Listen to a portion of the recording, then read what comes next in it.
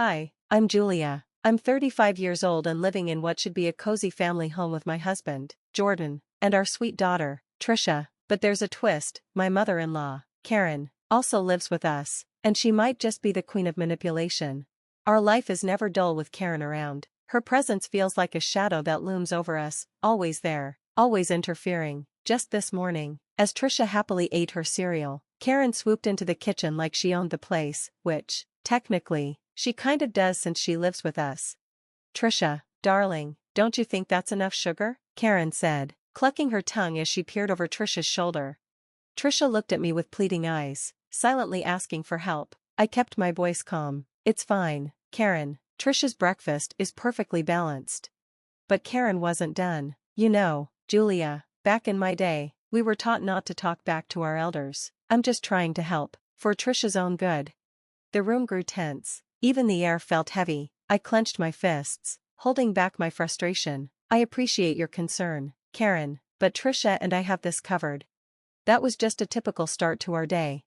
Evenings were no easier. Last night, as I was tucking Trisha into bed, Karen barged into her room. "Close the window, she'll catch a cold," she insisted, even though it was mild spring weather. "Trisha needs fresh air, Karen. It's not even cold," I argued. But Karen tooted, going on about how the night air was damp and could harm young bones. Later, Jordan, trying, as always, to play the peacekeeper, came in after Karen left. Rubbing his neck, he said, "Mom means well, you know, she's just set in her ways." I sighed, wanting to believe him. "I know, Jordan, but her ways are overbearing. It's like walking on eggshells in my own home."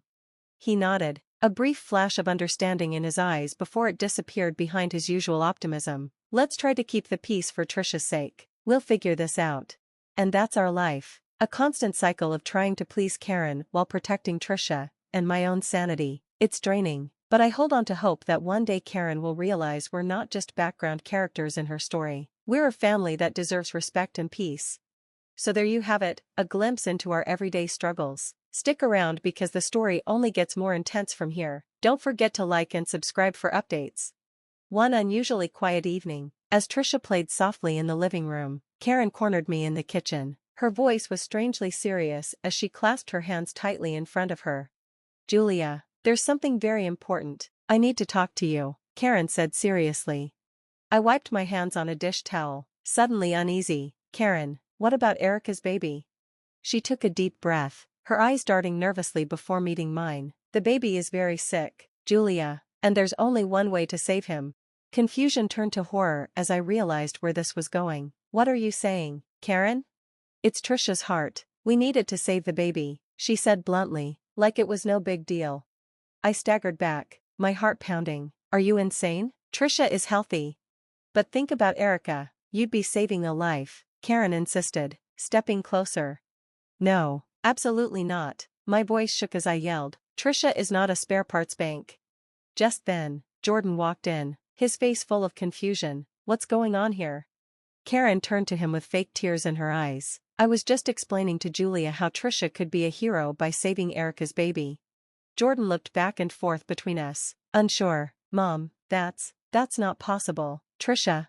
"But think about it, Jordan," Karen interrupted, her voice desperate. "Wouldn't it be wonderful to save your cousin's child?" Jordan hesitated, his voice weak. "No, Mom, that's not right." Karen's tone turned sharp. "You'd let family die? You wouldn't even consider it?"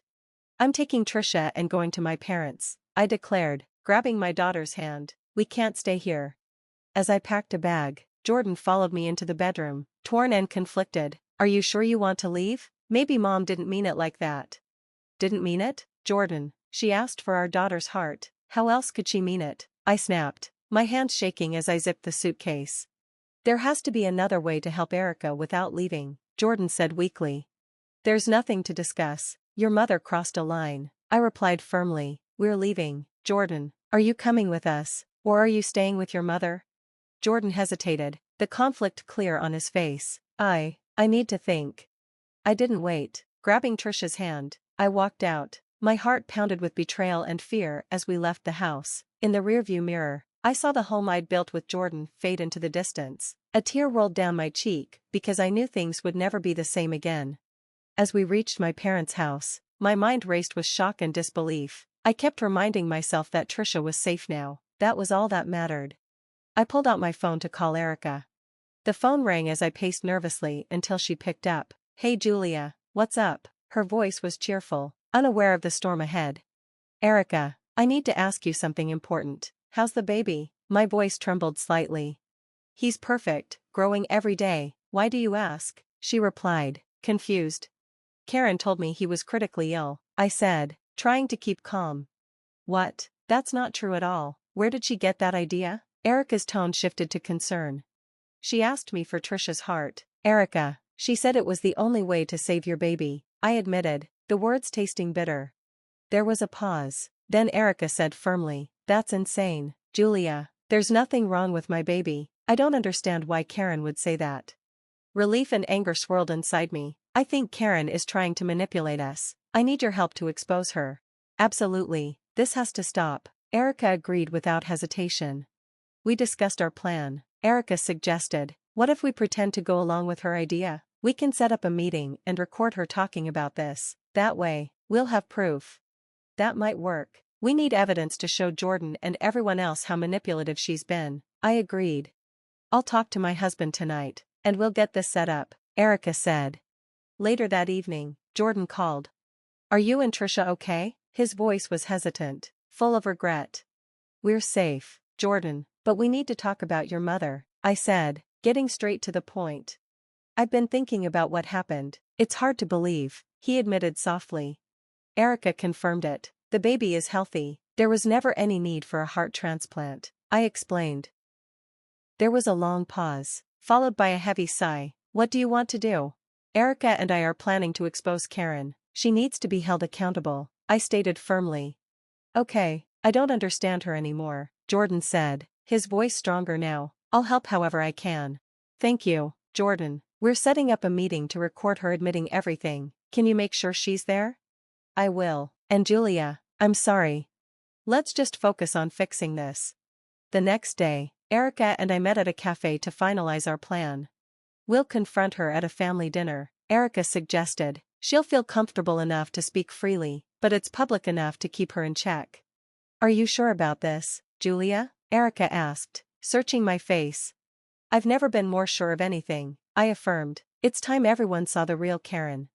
We parted ways, determined and ready to pull back the curtain on Karen's manipulations. The day of the confrontation arrived. The mountain air was sharp and cool as we drove up the winding path in tense silence. Jordan's hands gripped the steering wheel tightly, his eyes focused on the road ahead. Beside him, Erica and I exchanged a determined look. When we reached the meeting spot, a secluded clearing with a breathtaking view, Karen was already waiting. Her expression was a mix of curiosity and mild annoyance. "What is this all about, Jordan? Why here?" Karen demanded as soon as we stepped out of the car. Jordan looked at her, his voice steady but tinged with nervousness. "We need to talk, Mom. It's important." I took a deep breath and stepped forward. "This is about your request, Karen, about the heart transplant you wanted for Erica's baby." Karen's eyes narrowed, a flash of defensiveness on her face. "I was only trying to save a life. You should be grateful." "Actually, there's a twist," Erica interjected, her voice calm but firm. "My baby doesn't need a transplant. He's perfectly healthy." Confusion crossed Karen's face before it was replaced with suspicion. "What are you saying?" "We know you lied, Karen, and now we want you to understand how it feels," I said, my voice stronger. "We need your heart, Karen." Karen stepped back, her eyes wide with shock. "What? Are you out of your minds?" "Just like you needed Trisha's heart, we need yours," Jordan added, his voice steady and determined. "This is ridiculous. You can't be serious." Karen's voice rose in panic as she looked between the three of us. "It's only fair, Karen. It's the only way to save another life," I continued, watching her confidence start to crack. "You can't do this to me." I refuse," Karen stammered, her composure breaking. "But didn't you expect Julia to agree when it was about Trisha?" Erica challenged, stepping closer. That was different," Karen faltered, her argument weak. Jordan quietly pulled out his phone, revealing that he had been recording the entire conversation. "We have everything on tape. Mom, your hypocrisy, your panic. How does it feel to be so helpless?" Karen's face fell as the truth sank in. Her eyes filled with tears of frustration and fear. You tricked me. We did what we had to do to show you the truth about yourself, I said firmly. You were willing to sacrifice your granddaughter, but you refused to make the same sacrifice yourself. Karen looked at us, her usual commanding presence gone. Now she was just a broken figure of despair and isolation. I didn't mean it, I was just desperate. But not desperate enough to offer yourself, Jordan said, his voice heavy with disappointment. The recording stopped, and the air grew thick with silence as the weight of the moment settled around us. Karen sat down, sobbing quietly, her defenses shattered. We'll be leaving, I said calmly. I turned to walk back to the car with Erica and Jordan. Perhaps now you'll understand the weight of your words and actions, I said. We left Karen alone in the cold mountain air, a figure consumed by her own choices. It felt as though a heavy curtain had been lifted. The truth was finally out. Healing might come someday, and perhaps forgiveness too, but for now, the wounds were too fresh, the betrayal too deep.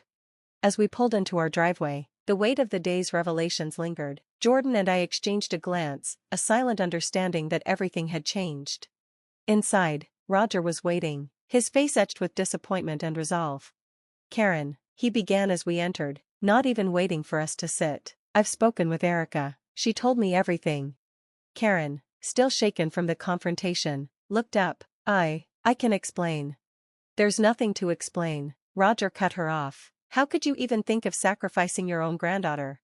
It was a mistake, Roger, I just wanted to help, Karen pleaded, her voice trembling.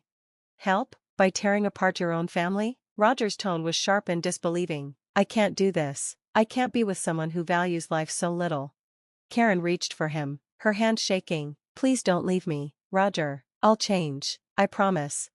But Roger stepped back, his decision firm. It's too late for promises, Karen. I'm leaving. I want a divorce. The finality in his voice broke her. Karen slumped into a chair, defeated. Jordan placed a comforting hand on my shoulder. We should go pack, Julia. It's time to start fresh. The act of boxing up our lives felt strangely freeing, like letting go of a weight we'd been carrying for too long. I'm sorry for not believing you right away, Jordan said quietly as he folded Trisha's clothes. It's okay, Jordan, we're past that now, we're moving forward together, I reassured him. My heart felt lighter than it had in months. When everything was packed, we stood outside the house one last time. Trisha, blissfully unaware of the deeper emotions at play, tugged on my hand. Are we going on an adventure, Mommy? Yes, sweetheart, a big one, I smiled down at her, hope filling my chest. As we drove away, the house grew smaller in the rearview mirror. I turned to Jordan, feeling a quiet strength between us. A new chapter was waiting, and for the first time in a long time, the future felt full of promise. I shared my thoughts as we drove. Protecting our family was the hardest thing I've ever done, but it taught me the importance of standing up for what's right. Jordan nodded, his hand finding mine. We have a fresh start now, free from the past. Let's make the most of it, for Trisha. As the miles stretched before us, leading to a new beginning, the car filled with a sense of freedom and peace. We were together, stronger and more united than ever, ready to build a life defined by love and respect, far away from the shadows of manipulation. Now that our story has come to a close, I want to ask you, do you believe some actions are so unforgivable that they justify cutting ties with family, like Julia and Jordan chose? Or is there always room for reconciliation and forgiveness? Share your thoughts in the comments below, and let's discuss. If you enjoyed this story, don't forget to like the video and subscribe to our channel for more engaging content. Your support means so much.